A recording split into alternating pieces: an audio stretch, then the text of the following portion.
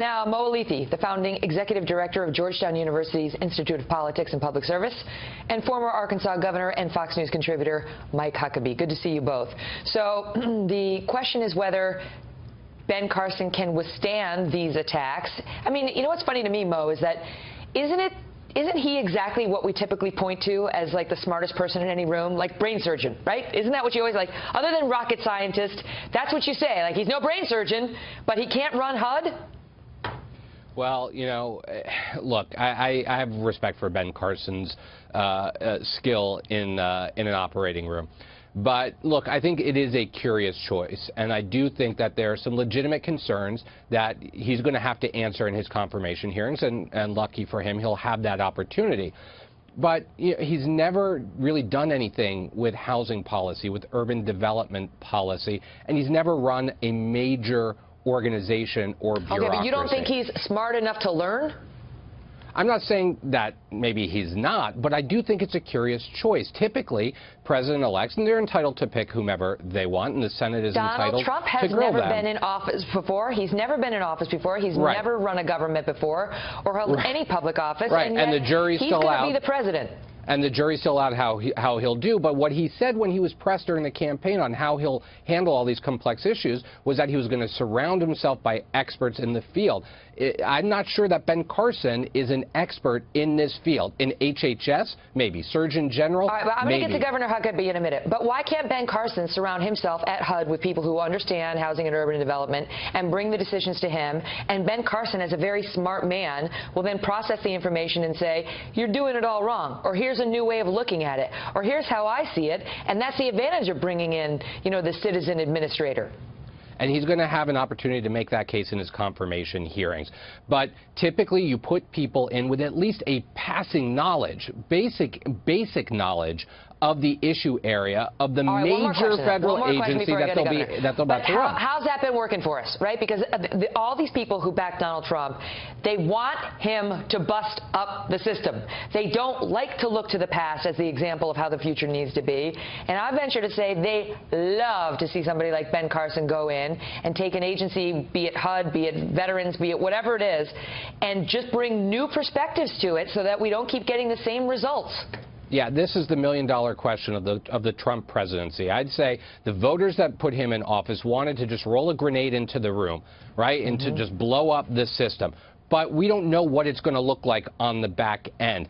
Putting the people in who know something about the subject matter with Donald Trump's perspective might give the people what they want. But when you're putting in people who have no knowledge at all of the policies that they are about to implement and the amount of money that the federal government spends on these policies, then I think the questions need to be asked. Governor Huckabee, Nancy Pelosi says Carson is a disconcerting and disturbingly unqualified choice. Your thoughts? Why didn't she say that about Barack Obama when he was elected president? He had zero executive experience. He had never done anything in foreign policy. He had never owned anything significant, run a small business. He had a very lackluster career and a very limited career as a legislator. All of these things would apply. But let me ask you this. What is a brain surgeon?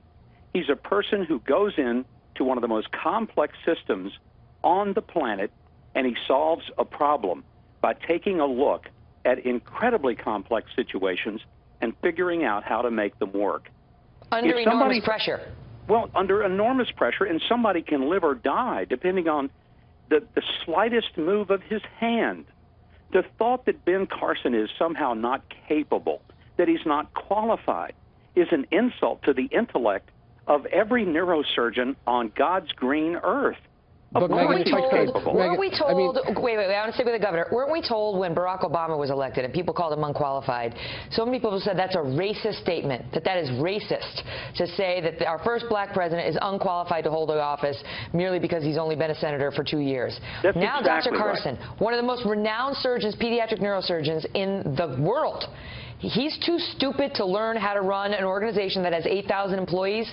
I don't know, Gov. You tell me whether those same people are going to say that's a racist statement now. Well, for 8 years, every time a person commented on something Barack Obama did and disagreed with him on a policy question, they were called a racist.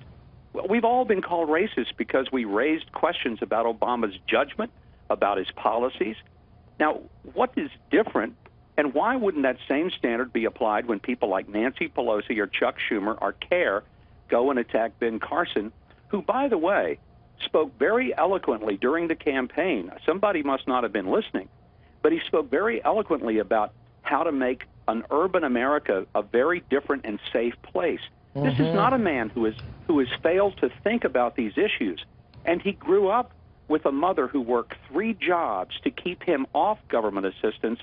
I think we ought to say that not only has he been smart enough to become a neurosurgeon, but his own personal experience of growing up in dire poverty is a great platform to go to HUD and to say, what is the problem we're trying to solve?